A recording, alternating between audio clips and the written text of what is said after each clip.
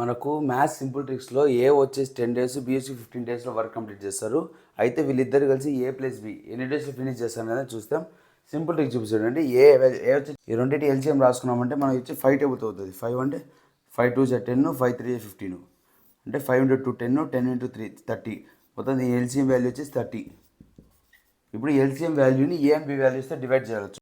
LCM values divide by A and B values అంటే ఏ LCM 30/10 3 అంటే మళ్ళీ బి 30/15 అంటే ఏ వచ్చేసి మనకి ఏ 3 బి 2.